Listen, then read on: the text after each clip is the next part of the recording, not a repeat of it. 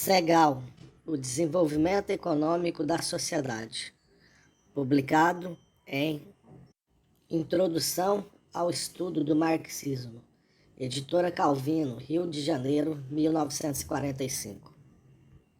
O desenvolvimento econômico da sociedade. A base de toda a vida social são as relações de produção entre os homens. É o que demonstram os dois economistas e sociólogos, Marx e Engels, descobridores e explicadores das leis do desenvolvimento da sociedade. Nota: um partido somente pode desempenhar o papel de lutador da vanguarda se for dotado de uma teoria avançada. Como dizia Lenin no Que Fazer. A importância da teoria para a luta de classes do proletariado definiu Lenin nestes termos, abre aspas, a teoria revolucionária que fornece as armas à classe operária em sua luta para destruir o capitalismo e edificar a sociedade comunista é o marxismo-leninismo. Para conduzir os povos à sua vanguarda e a classe operária para a vitória, é necessário conhecer as leis que regem o desenvolvimento e a decadência do capitalismo e saber quais são as condições precisas para essa vitória. Da mesma forma que não é possível dominar as forças da natureza sem tê-las estudado e sem conhecer as leis da própria natureza, o Partido Revolucionário do Proletariado não poderá elaborar nem aplicar uma boa estratégia, uma boa tática e uma boa política justa para a derrocada do capitalismo e a edificação da sociedade socialista se ignorar as leis que regem o desenvolvimento da sociedade em geral e do capitalismo em particular. Fecha aspas, fim da citação. Nenhuma sociedade pode viver e desenvolver-se sem produzir as utilidades necessárias à sua existência. Ora, as utilidades necessárias à existência não são fornecidas espontaneamente pela natureza. O homem deve produzi-las com seu trabalho. Ao fabricar os objetos de uso, o homem modifica as substâncias da natureza, transforma-as e adapta-as a fim de satisfazerem as suas necessidades. Nesse sentido, a produção é a ação do homem sobre a natureza. O homem, porém, existe e produz não como indivíduo isolado, mas como membro da sociedade. Assim, pois, o processo de produção supõe uma determinada relação, não apenas entre a sociedade e a natureza, mas também entre os próprios homens. Tomemos como exemplo uma fábrica têxtil. A matéria-prima, o algodão, é transformada com auxílio de máquinas, que são, da mesma forma, uma força natural modificada e submetida pelo homem ao seu domínio. Nessa fábrica, observamos determinadas relações entre os homens. De um lado, estão os operários, que não são proprietários dos meios de produção instalados na fábrica, e de outro está o capitalista, possuidor desses meios de produção que explora os operários. Consideremos, depois desse exemplo, uma fábrica têxtil socialista. Nela, o algodão é submetido aos mesmos processos de transformação com a ajuda de máquinas semelhantes. Os operários que nela trabalham são tão especializados quanto os da fábrica capitalista, mas as relações entre os homens no processo de produção são absolutamente diferentes. Os meios de produção já não pertencem aos capitalistas, mas à classe operária em seu conjunto. Não existe, portanto, a exploração. O diretor que está à frente da fábrica socialista não é um proprietário, mas um funcionário do Estado proletário, encarregado de dirigir a produção, que é realizada de acordo com um plano pré-fixado pelo próprio Estado. A organização do trabalho na fábrica socialista é diferente da organização na fábrica capitalista. A atitude dos operários para com o trabalho é completamente diferente. Vemos, em consequência, que no regime socialista, a forma social de produção, assim como as relações entre os homens, são completamente diferentes das do regime capitalista. As relações entre os homens no processo de produção social são chamadas relações de produção. No curso do desenvolvimento histórico da sociedade humana, as relações de produção foram modificadas e o foram também as formas sociais de produção. As formas sociais de produção, desenvolvidas através dos tempos, historicamente foram as seguintes: o comunismo primitivo, a escravidão, o feudalismo e o capitalismo. Atualmente, está se processando na União Soviética a transformação do capitalismo em socialismo, iniciada que foi pela Revolução de Outubro de 1917. Nesse país, o modo de produção exclusivamente capitalista já foi vencido pelo socialista. 1. O comunismo primitivo. Essa forma social de produção existiu durante muitos milênios, na vida de todos os povos, sendo a mais primitiva etapa da evolução da sociedade. Foi nesse período mesmo de comunismo primitivo que começou o desenvolvimento da sociedade.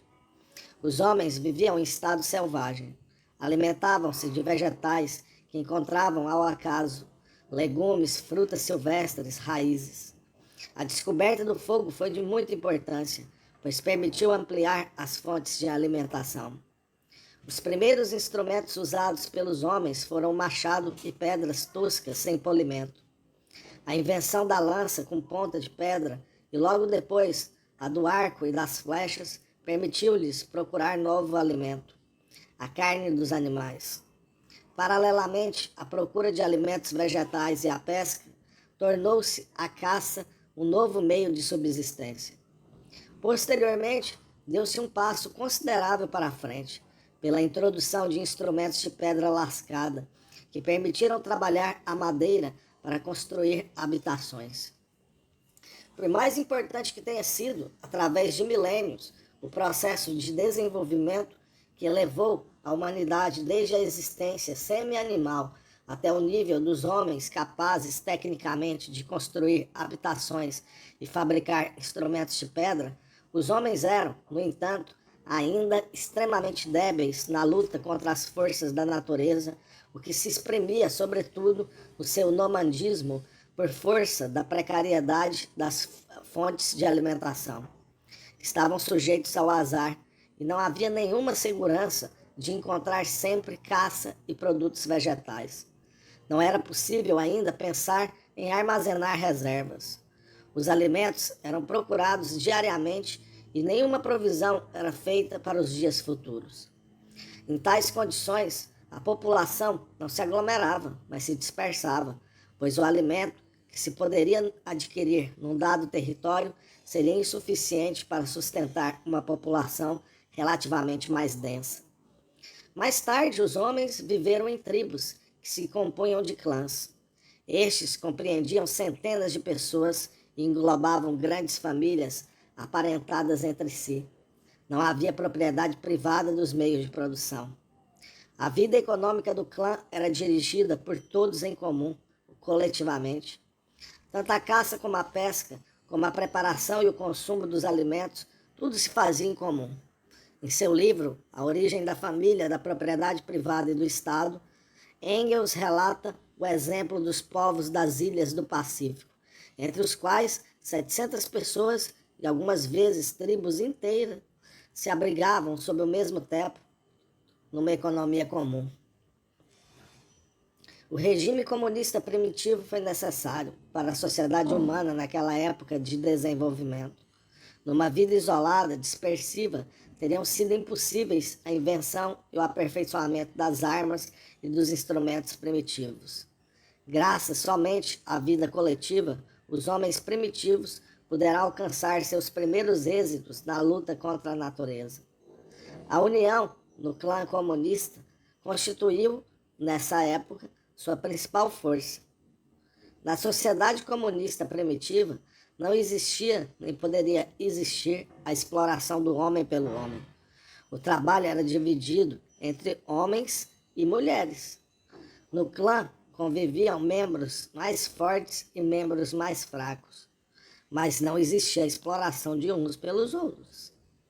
Só é possível haver exploração quando um homem pode produzir meios de existência não só para si mesmo, mas também para outros. Unicamente sob tais condições o indivíduo viverá às custas do trabalho do outro. Entre os homens da sociedade primitiva, obrigados a conseguir alimentos para o consumo pessoal de cada dia, incapazes de produzir mais do que estritamente necessário, não podia haver lugar para a exploração. Durante a guerra, os prisioneiros ou eram mortos, às vezes comidos, ou então admitidos como membros do clã. O regime comunista primitivo era considerado pelo nível de desenvolvimento das forças produtivas da sociedade de então. Seria um erro imaginar-se que os homens primitivos criaram esse regime conscientemente, pois ele se formou e se desenvolveu de maneira natural, alheia à vontade e à consciência dos homens. Nota, abre aspas, citação de Marx, do Prefácio à Crítica da Economia Política. Abre aspas. Na produção social para sua existência, os homens estabelecem entre si relações determinadas, necessárias e independentes de suas vontades. Essas relações de produção correspondem a um grau determinado de desenvolvimento de suas forças produtivas materiais. Fecha aspas. O posterior desenvolvimento das forças produtivas da sociedade primitiva, o aperfeiçoamento dos instrumentos existentes e a invenção de outros novos, o aparecimento do pastoreio e da agricultura, o uso de metais, provocou a mudança das relações de produção até então vigorantes. O comunismo primitivo decompôs-se lentamente com o aparecimento de novas necessidades materiais, as quais determinaram a substituição do comunismo primitivo por uma sociedade dividida em classes e o nascimento da propriedade privada. B. A decomposição do comunismo primitivo. O fator determinante da decomposição do regime comunista primitivo foi a domesticação dos animais e a substituição da caça pela criação, o que aconteceu, em primeiro lugar, entre as tribos acampadas nos territórios mais ricos de pasto, principalmente nas regiões dos grandes rios da Ásia e das Índias, às margens do Amu-Dária e do Siri-Dária, do Tigre e do Eufrates. A criação foi para essas tribos fonte permanente de leite, carne, peles e lã. As tribos pastoris possuíam, dessa forma, objetos de uso que faltavam às outras. A introdução da criação do gado assinalou, assim, a primeira divisão social do trabalho. Antes dessa primeira etapa, a troca entre as diversas tribos tinha caráter puramente acidental, não desempenhando nenhum papel na vida das tribos e dos clãs. A divisão do trabalho entre as tribos pastoris e as outras inaugurou a troca regular entre elas. Outro passo para a frente no desenvolvimento das forças produtivas foi o aparecimento da agricultura. Primeiro, a horticultura e logo depois o cultivo dos cereais, que criou fonte permanente e estável de alimentos vegetais. A invenção do ofício de tecelagem, nessa época, permitiu que se confeccionassem tecidos e roupas de lã. Os homens aprenderam, posteriormente, a fundir os metais, o cobre, o zinco e o estanho. A utilização do ferro foi descoberta mais tarde, e a fabricar instrumentos, armas e utensílios, da liga que se formava, o bronze. C. A primeira divisão da sociedade em classes. Como vimos pelos fatos expostos, aumentou em grande escala a produtividade do trabalho, crescendo também o domínio do homem sobre a natureza e sua segurança quanto ao futuro. Estas novas forças produtivas da sociedade sobrepujaram os quadros limitados do comunismo primitivo. 3. Citação de Engels, da origem da família, da propriedade privada e do Estado.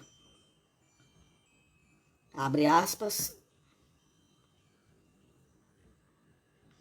Como consequência do desenvolvimento de todos os ramos da produção, gado, agricultura, serviços manuais, a força de trabalho humana foi se tornando capaz de criar mais produtos do que os necessários para o sustento de cada produtor.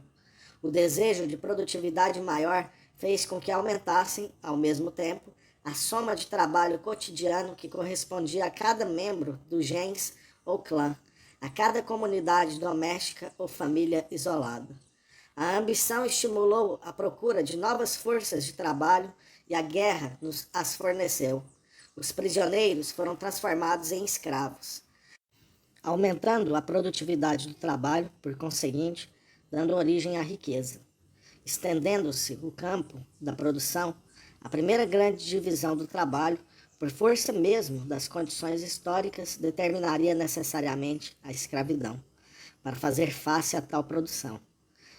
Da primeira divisão social do trabalho nasceu a primeira grande divisão da sociedade em duas classes, senhores e escravos, exploradores e explorados. Fecha aspas, fim da citação. Os escravos eram estranhos ao clã e não faziam parte dele. O desenvolvimento das forças produtivas e o aparecimento da escravidão permitiram a introdução também da desigualdade entre os membros do clã e, em primeiro lugar, entre o homem e a mulher. Citação de Engels, da Origem da Família, abre aspas, ganhar para comer foi sempre a ocupação do homem. Os meios de produção necessários para isso eram produzidos por ele e eram propriedade sua. Os rebanhos constituíam os novos meios de subsistência. Sua domesticação e seu trato foram obra do homem. Por esse motivo, o gado lhe pertencia, assim como as mercadorias e os escravos que recebiam em troca do gado. Todo o lucro, portanto, que, então, fornecia a produção, pertencia ao homem. A mulher também desfrutava das utilidades, mas não tinha nenhuma participação na sua propriedade. Fecha aspas, fim da citação. Mais tarde surgiu a desigualdade entre os chefes das diversas famílias. O desenvolvimento da troca, consequência da crescente subdivisão do trabalho, contribuiu para essa situação. O emprego do ferro aumentou a variedade dos instrumentos e utensílios. A agricultura estendeu-se igualmente, graças à introdução do arado com grades de metal. Outras culturas vieram juntar-se à dos cereais, que então já existia. Citação de Engels, da mesma obra. Voltando ao texto, abre aspas. Como o mesmo indivíduo não podia mais realizar sozinho um trabalho tão variado, efetuou-se a segunda grande divisão do trabalho. O trabalho manual, artesanato, separou-se da agricultura. Fecha aspas. Abre aspas. A diferença entre ricos e pobres surge paralelamente à diferença criada entre homens livres e escravos. Da segunda divisão do trabalho resulta uma nova cisão da sociedade em classes.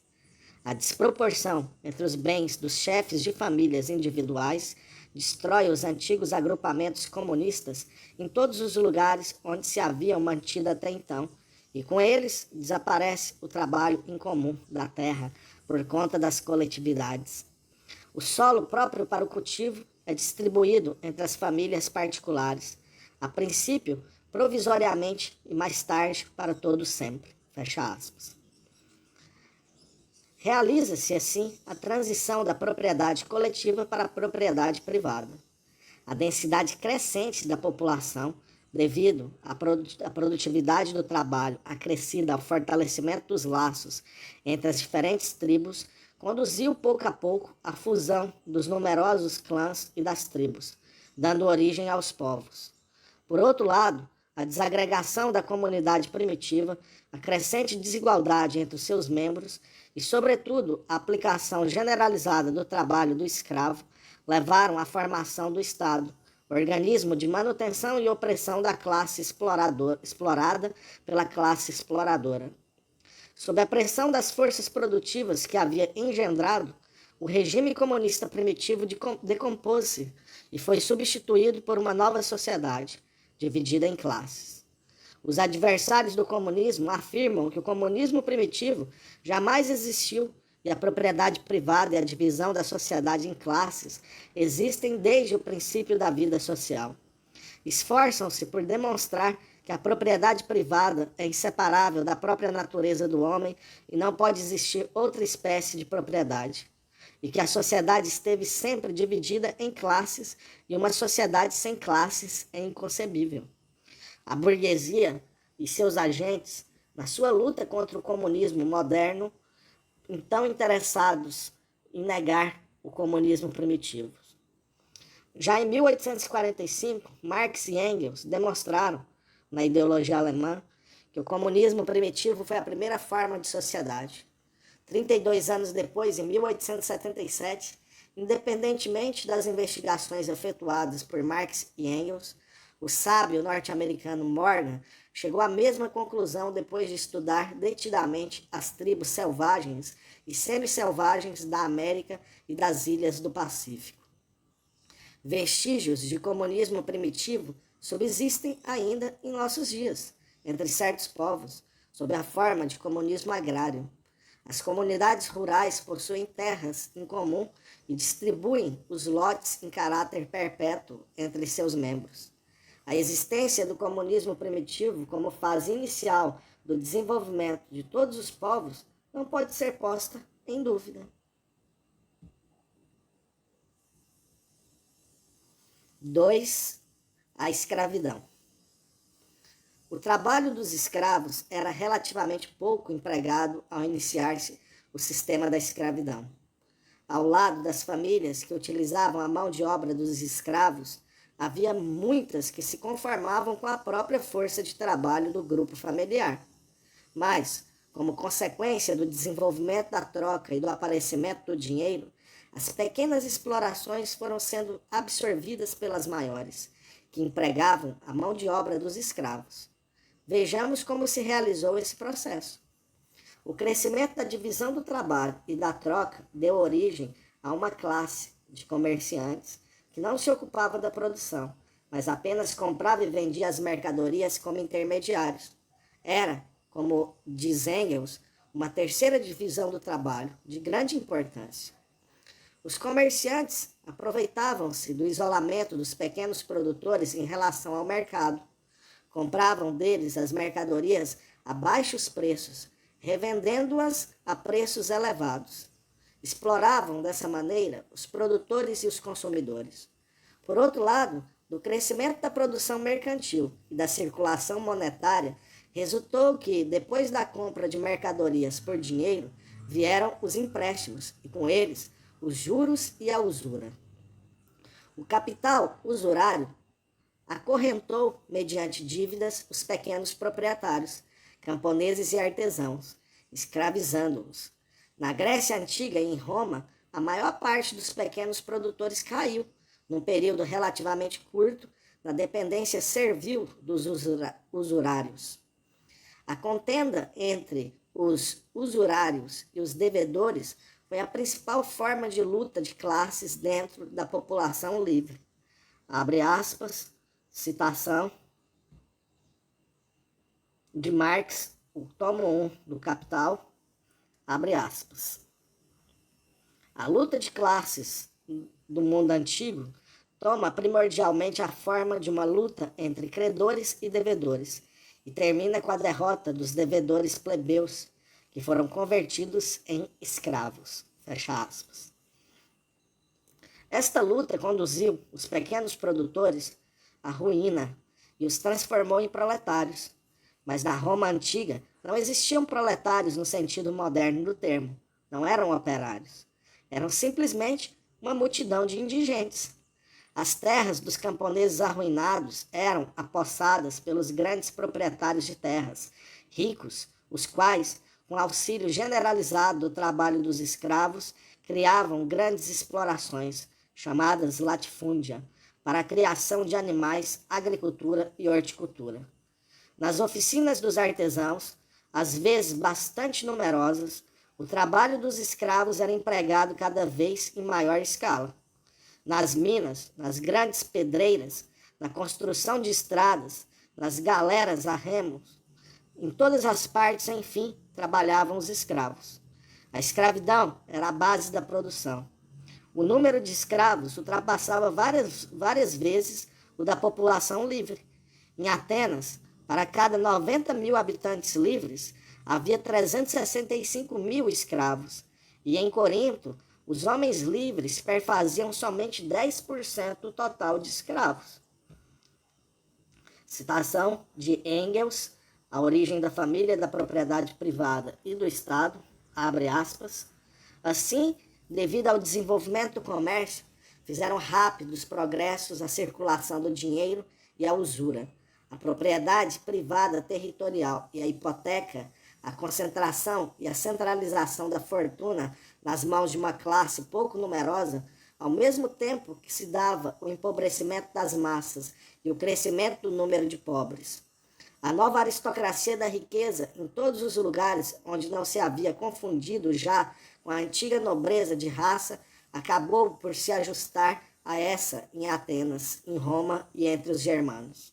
Além dessa divisão dos homens livres em classes, com base nos seus bens de fortuna, produziu, principalmente na Grécia, um aumento enorme do número de escravos, cujo trabalho forçado constituía a base de todo o edifício social. Fecha aspas.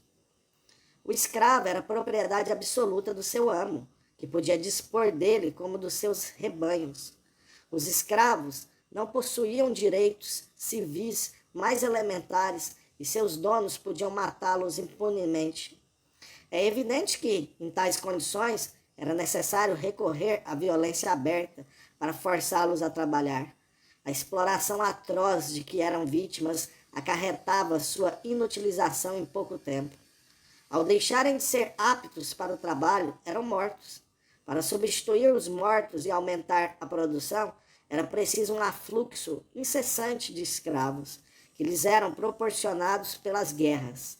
Os estados escravocratas sustentavam guerras de forma quase ininterrupta. As explorações e opressões exageradas sobre os escravos provocaram revoltas, das quais a mais considerável foi a dirigida por Espartaco, no ano 73 antes de nossa era. Mas todas essas revoltas acabavam sendo sufocadas. A escravidão foi uma etapa necessária ao desenvolvimento da sociedade humana. Sob as condições de decomposição da comunidade primitiva, a escravidão chegou a ser a única base para o desenvolvimento social. Citação de Engels no Anti-Düring, abre aspas. A implantação da escravidão representou, nas circunstâncias daquela época, um grande progresso.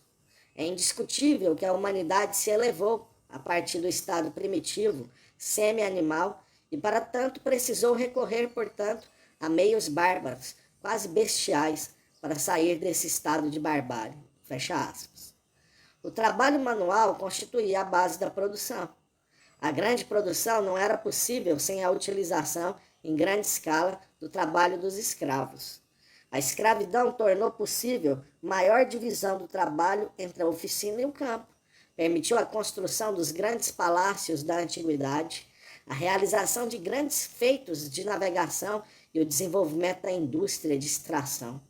Sem a etapa da escravidão, não alcançariam as ciências e as artes, a matemática, a mecânica, a astronomia, a geografia e as belas artes, o nível relativamente elevado que tiveram no mundo antigo. O desenvolvimento das forças produtivas, no entanto, beneficiava somente a um pequeno grupo de exploradores. Para a massa de escravos, significava sofrimentos e privações incríveis. Mas, em geral, essa lei do desenvolvimento das forças produtivas nas sociedades divididas em classes. Abre aspas, citação de Engels, da Origem da Família. Abre aspas. Sendo a base da civilização atual a exploração de uma classe por outra, seu desenvolvimento se faz constantemente por antinomias. Cada progresso na produção significa, ao mesmo tempo, um retrocesso para a classe oprimida, isto é, para a maioria da sociedade. Cada benefício para alguns é forçosamente um prejuízo para os restantes. Cada grau de emancipação atingido por uma classe é um novo elemento de opressão contra a outra. A prova mais concludente disso dá-nos o exemplo da introdução do maquinismo, cujos efeitos o mundo inteiro hoje conhece. Fecha aspas. A escravidão foi, numa determinada etapa histórica, uma forma social necessária ao desenvolvimento das forças produtivas. E o desenvolvimento das forças produtivas serviu, por sua vez, como causa determinante do próprio regime escravagista. B. A decadência da escravidão. Sob o regime da escravidão, a técnica desenvolveu-se pouquíssimo. Na civilização grega e romana eram fomentadas, sobretudo, a produção de objetos de luxo e de armas, bem como a construção de palácios, de templos e de estradas para uso militar. A técnica, porém, de trabalho, principalmente na agricultura, que era o ramo fundamental da produção daquela época, permaneceu estacionária.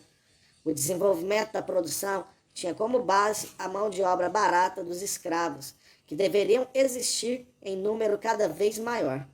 Ora, a fonte principal para se procurar escravos era a guerra, e com esse propósito, em alguns séculos, Roma conquistou quase toda a Europa Ocidental, a Ásia Menor e a costa mediterrânea da África do Norte. Os povos conquistados pelos romanos eram submetidos a uma exploração brutal. Representavam abundante fonte da qual o Estado romano extraía impostos.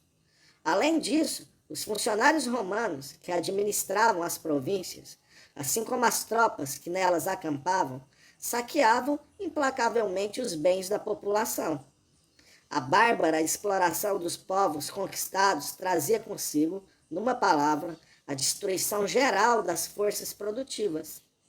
Se, na origem, nas primeiras fases, foi a escravidão um fator de desenvolvimento das forças produtivas, transformou-se, no entanto, posteriormente, num fator de destruição das próprias forças produtivas. A decadência dessas forças devia levar, por sua vez, à ruína do regime econômico vigente e, finalmente, à sua abolição. Paralelamente ao empobrecimento geral da população e ao declínio do comércio, dos manuais e da agricultura, o trabalho deixou gradualmente de ser economicamente sustentável. Citação de Engels, A Origem da Família, abre aspas. Havia passado a época da antiga escravidão. Ao campo, com a agricultura extensiva e as manufaturas urbanas, não trazia mais qualquer proveito que valesse a pena manter a escravidão. Desaparecera o mercado para os seus produtos. Fecha aspas. Com a decadência das grandes explorações baseadas no trabalho escravo, voltou a ser vantajoso o sistema da pequena produção. O número de escravos libertos aumentou sem cessar e, paralelamente, foi se produzindo a desintegração dos grandes latifúndios em pequenos terrenos cultivados por colonos. O colono era o trabalhador que recebia as terras em caráter perpétuo e pagava um tributo em dinheiro ou em espécie. Não era, apesar disso, um camponês livre, pois estava ligado à gleba e não podia abandoná-la. Podia até ser vendido com seu próprio terreno. Por outro lado, já não continuava sendo um escravo, pois não era mais propriedade individual do proprietário do solo e ninguém podia forçá-lo a realizar este ou aquele trabalho, sem privá-lo da terra a que estava ligado. Os colonos foram os antecessores dos servos da Idade Média, e a maioria deles era constituída por antigos escravos. Também alguns homens livres, ainda que em menor quantidade, passavam a condição de colonos. Apesar disso, o regime do trabalho baseado no colono não podia resolver a contradição criada pelo sistema escravagista. Citação de Engels, A Origem da Família, da Propriedade Privada e do Estado, abre aspas. A escravidão já não produzia tanto quanto custava aos seus beneficiários, e por isso acabou por desaparecer. mas ao morrer deixou em seu lugar um aguilhão envenenado, sob a forma do preconceito então existente de que o trabalho era aviltante para um homem livre. Tal preconceito se transformou num beco sem saída no qual se encontrava o mundo romano. A escravidão era economicamente impossível de manter-se e o trabalho dos homens livres estava preconceituosamente proscrito. A primeira já não podia continuar e o segundo não podia ainda constituir a base da produção social. O único remédio para tal situação seria uma revolução completa. Fecha aspas. Na época em que a economia escravagista era forte e estável, as insurreições de escravos foram vencidas. Mas a situação mudou completamente com a decadência da economia escravagista e a desagregação do Império Romano em geral. A partir do século II, as insurreições de escravos foram tomando caráter mais agudo e, o que é particularmente importante, foram ganhando o apoio decidido de algumas camadas pobres da população livre. Por essa época, verificou-se a invasão do Império Romano pelos bárbaros germânicos, a qual facilitou o desenvolvimento das insurreições dos escravos. O conjunto dessas lutas constitui a Revolução dos Escravos, a qual, por sua vez, contribuiu para a vitória dos germanos sobre Roma, acelerou o processo de desintegração do Império Romano, cuja causa fora a própria Revolução, que, por sua vez, apressava também a liquidação da escravidão. Dos fins do século V, a luta entre germanos e romanos terminou com a derrota completa de Roma, o que ocasionou a decomposição do império. Os povos germânicos, uma população de 5 milhões de indivíduos, aproximadamente, viviam no estágio inferior de evolução. A escravidão existia, entre eles, ainda em estado embrionário. No decorrer de sua luta secular contra Roma, os clãs germânicos adquiriram como traço característico o caráter de uma democracia militar. Depois de terem conquistado Roma, abandonaram o regime dos clãs, que não lhes permitia administrar um estado como o que tinham acabado de formar, e criaram, por isso, um novo poder político. O chefe militar adquiriu o poder de realeza. Os conquistadores germânicos tomaram aos romanos 2/3 partes das terras e distribuíram-nas entre os seus clãs e as famílias.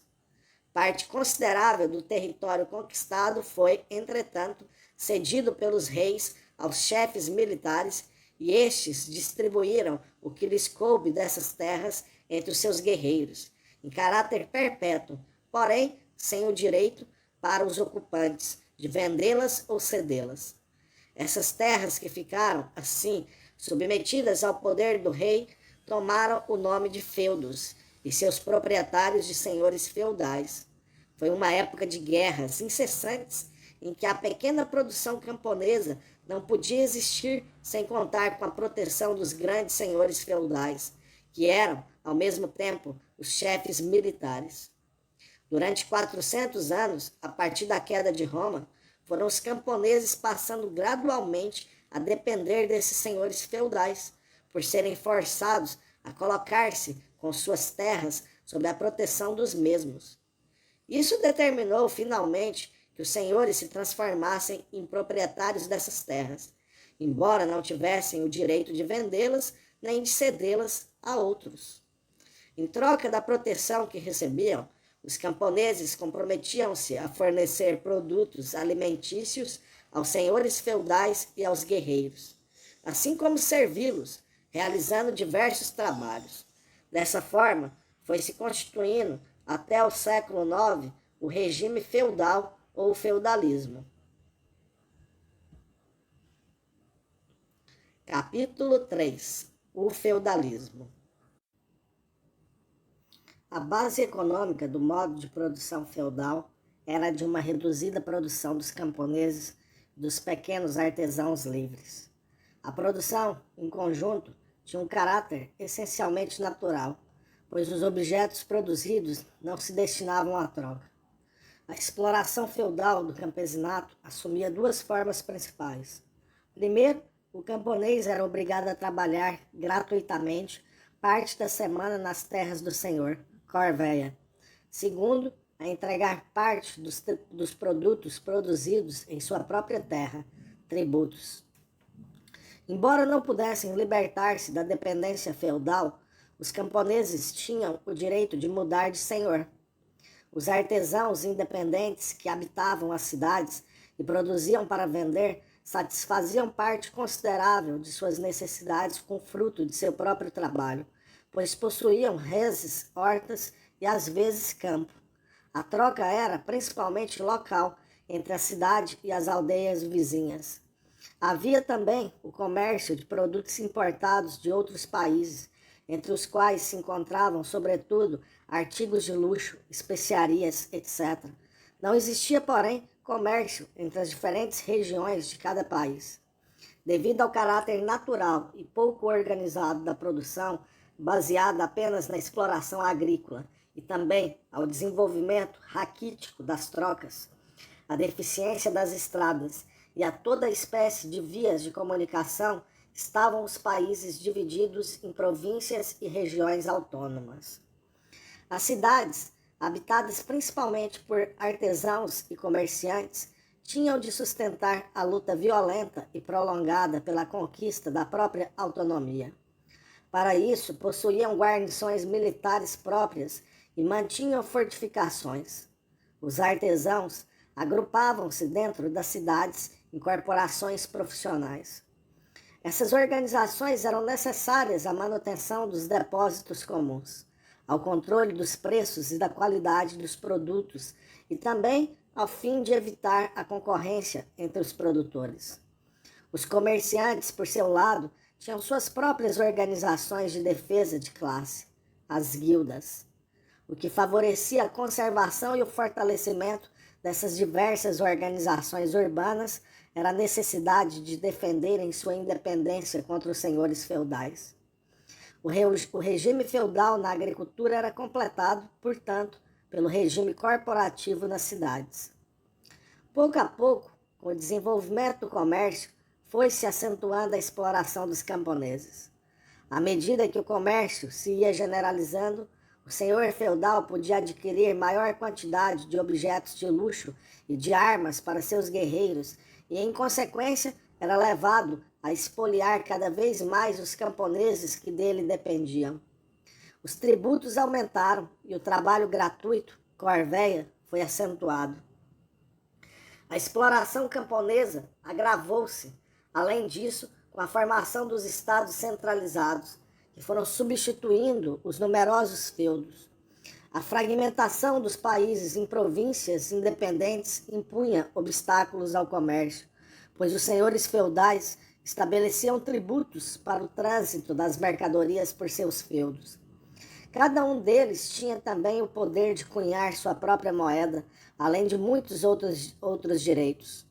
Por outro lado, o comércio era uma atividade sujeita a grandes perigos por causa das frequentes agressões das tropas feudais aos comboios de mercadorias.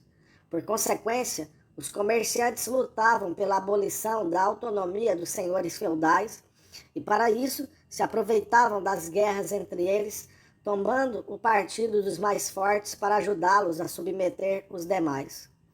Com a formação dos poderes centralizados, as tropas feudais foram dissolvidas e substituídas pelos exércitos monárquicos.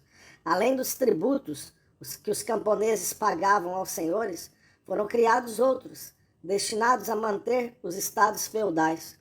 A tributação em dinheiro foi se tornando cada vez mais frequente até que, finalmente, os tributos em espécie oneraram produtos dos campos, se converteram em tributos monetários, o que favoreceu o desenvolvimento da produção mercantil, pois os camponeses eram obrigados a vender seus produtos nos mercados a fim de conseguir o dinheiro necessário para o pagamento de impostos.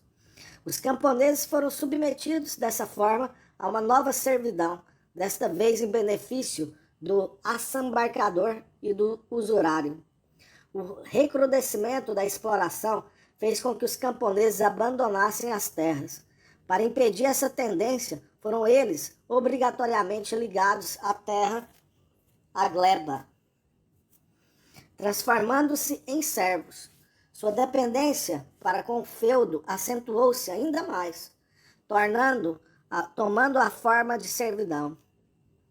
A exploração cada vez maior dos camponeses e o estabelecimento da servidão provocaram grandes revoltas no campo. A Jacquerie, na França, durante o século XIV, a Guerra dos Camponeses na Alemanha, no século XVI, as revoltas de Bazin e Pugachev, na Rússia, tendo todas elas fracassado porque os camponeses não encontravam aliados nas massas urbanas, que não tinham ainda entre seus componentes o proletariado. Nas cidades deram-se mudanças consideráveis. As relações entre os artesãos entraram em crise e bem assim as deles próprios com os comerciantes. Durante o primeiro estágio do feudalismo, os camponeses fugiam frequentemente em direção às cidades autônomas, cujos habitantes desfrutavam de liberdade pessoal. Assim foi, sobretudo, que cresceu a população urbana. Ao iniciar-se esse fenômeno, as cidades tiveram vantagens, pois a força numérica que elas já possuíam se reforçou para a luta contra os senhores feudais. Com o crescimento da população urbana, os artesãos sofreram a ameaça da concorrência entre produtores de artigos semelhantes, razão pela qual as corporações procuraram limitar a admissão de novos membros. Foram aumentados os prazos para a aprendizagem e os companheiros de dia para dia foram sendo mais explorados, tornando-se-lhes mais difícil a conquista do título de mestre. Além disso, as corporações tornaram medidas destinadas a impedir a introdução de novos métodos de produção e a combater o comércio dos produtos importados. Por isso, entre os comerciantes, geralmente importadores, e as corporações artesanais, declarou-se uma luta aberta. B. A decadência do feudalismo. A organização corporativa dos artesãos transformara-se em obstáculo ao desenvolvimento da produção mercantil, que progredia com o comércio internacional. Os grandes descobrimentos geográficos do século XVI, o da rota marítima para as Índias e o da América, imprimiram vigoroso impulso ao comércio. Citação de Engels, do Anti-Düring, abre aspas, o comércio extra-europeu, que até então só se estendia da Itália até os portos do Levante, foi levado também à América e às Índias. Para logo, seu volume ultrapassou em importância o intercâmbio entre os países europeus e o comércio interno de cada país.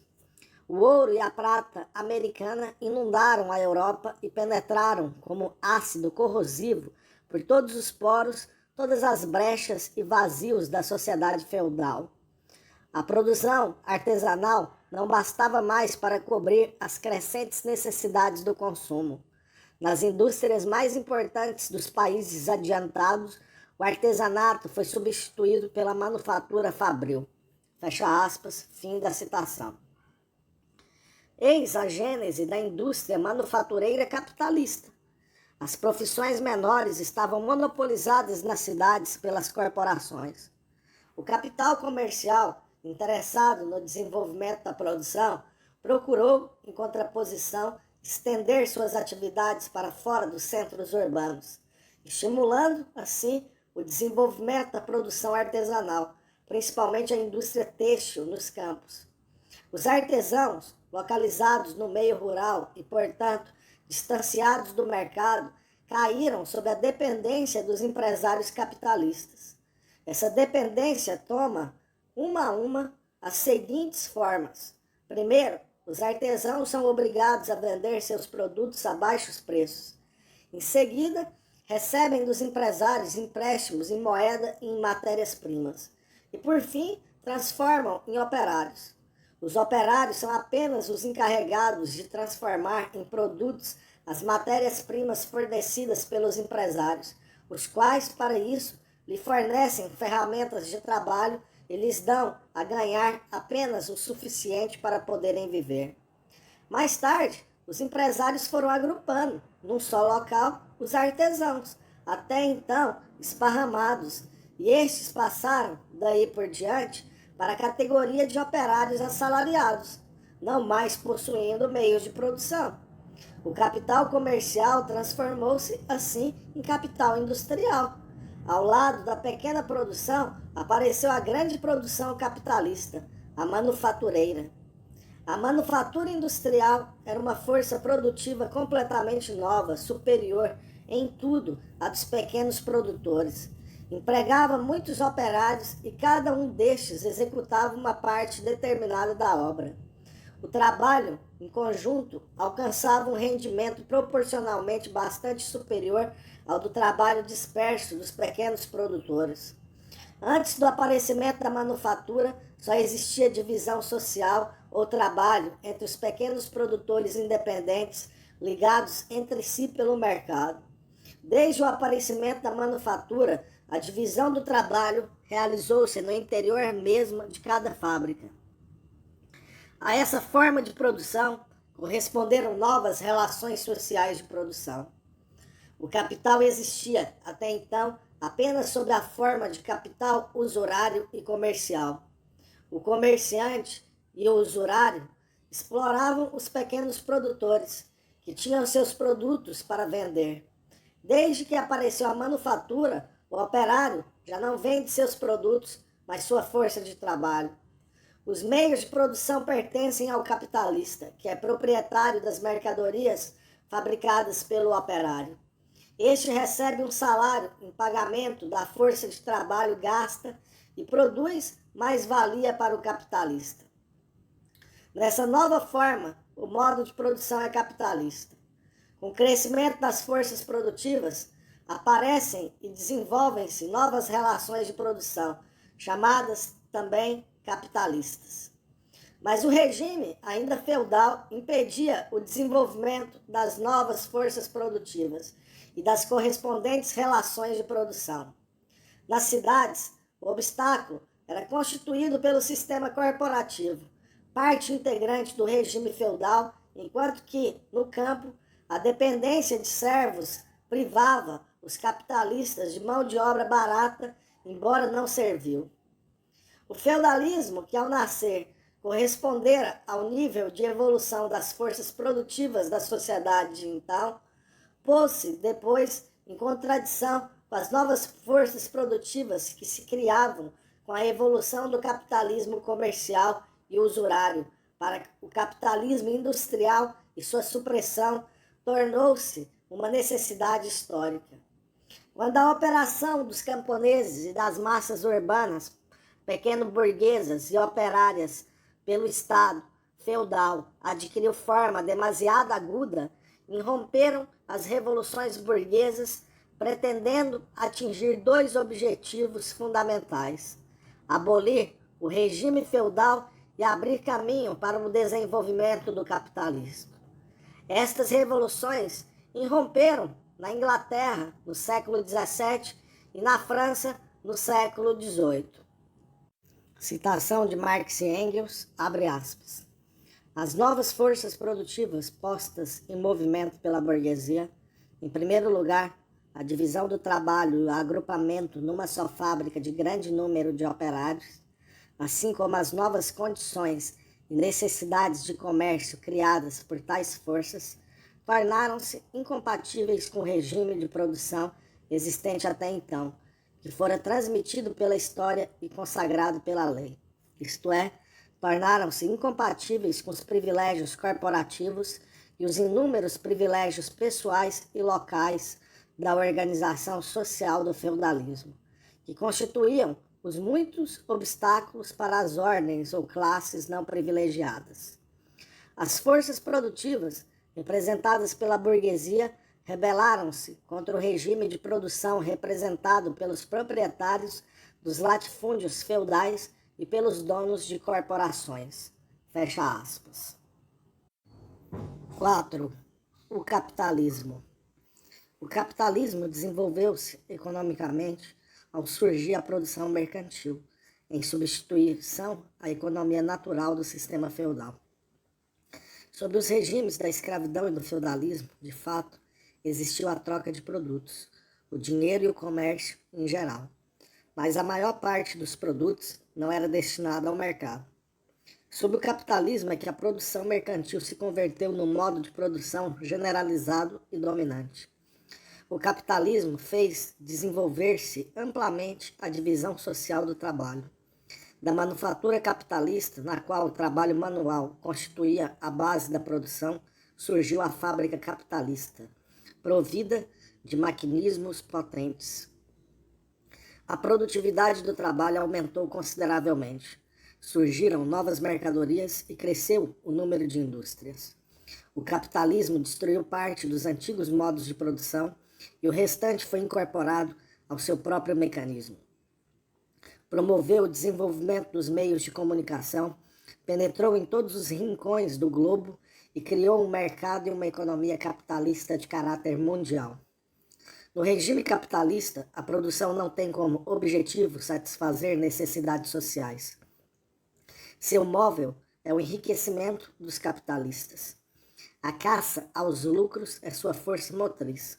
Para alcançar a maior vantagem possível, cada capitalista, submetido às leis do mercado, trata de aumentar sua produção, de intensificar a exploração de seus operários e de introduzir novas e mais perfeitas máquinas, a fim de diminuir o custo da produção e aumentar seu lucro.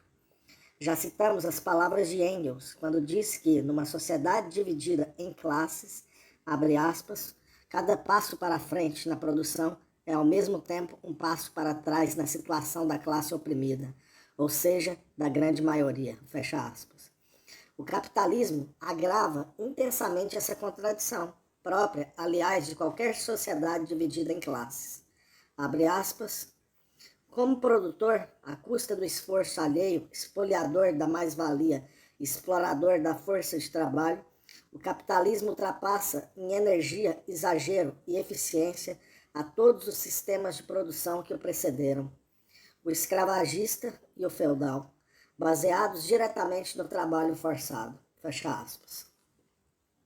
Ao desenvolver as forças produtivas da sociedade, o capitalismo revela-se cada vez mais incapaz de dominá-las. As crises que enfraquecem periodicamente o sistema capitalista e destroem parte de suas forças produtivas são bastante eloquentes na demonstração desse fenômeno de descontrole e anarquia. O capitalismo torna-se agora um obstáculo ao desenvolvimento das forças produtivas geradas por ele próprio. Torna-se uma necessidade histórica a supressão do capitalismo pelo processo revolucionário e sua substituição pelo comunismo, isto é, pela sociedade sem classes, na qual os meios de produção sejam de propriedade coletiva. O desenvolvimento do capitalismo cria as condições materiais e técnicas necessárias à edificação da sociedade comunista. Ao mesmo tempo, gera a força que é destinada a derrubá-lo, a classe operária revolucionária. A situação social desta classe agrava-se com o desenvolvimento do capitalismo e não tem outra saída senão a de destruí-lo e construir a seguir a sociedade comunista.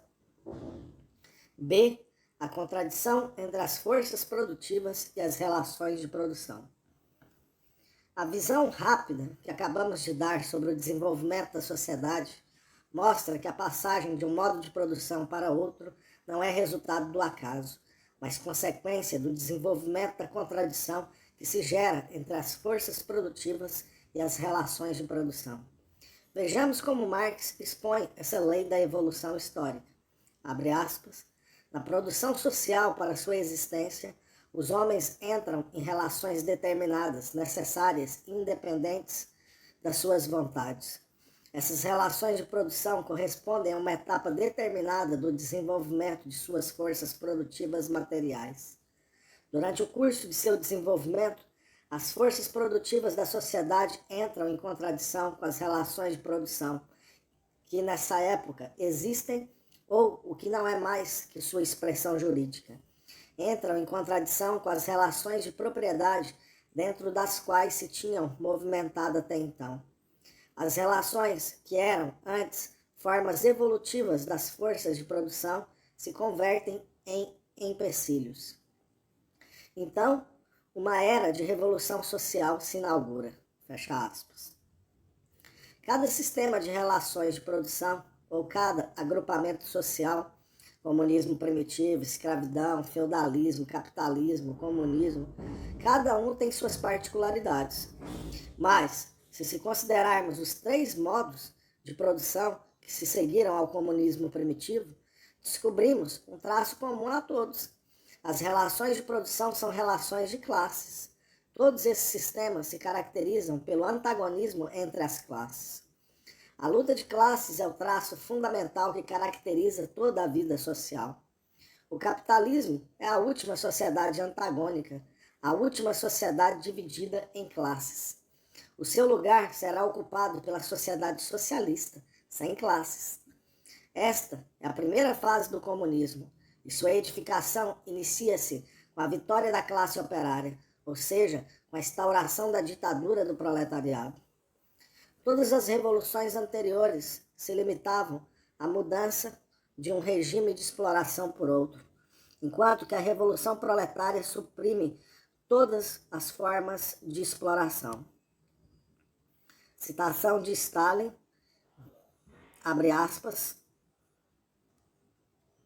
só a Revolução Soviética, a Revolução de Outubro, conseguiu solucionar o problema de não substituir um grupo de exploradores por outro, de não substituir uma forma de exploração por outra, mas o de acabar com toda a exploração, suprimir todos os exploradores, ricos e opressores, antigos ou novos. Fecha aspas. Fim da citação. Nas sociedades divididas em classes, o domínio do homem sobre a natureza realiza-se através da dominação da imensa maioria da sociedade por um ínfimo punhado de exploradores. Assim, cada passo para a frente na produção constitui um retrocesso na situação dos trabalhadores, como já o demonstramos. A Revolução Proletária, pelo contrário, inaugura uma nova era, na qual um passo ascendente da produção significa, ao mesmo tempo, um passo progressista na situação social dos trabalhadores. Pela primeira vez, a sociedade é dona da natureza. Pela primeira vez, as forças produtivas podem desenvolver-se com um ritmo tal que não seria alcançado por nenhuma sociedade baseada na exploração de uma classe por outra. O rápido crescimento das forças produtivas e a vitória do socialismo na União Soviética são prova mais evidente desse fato.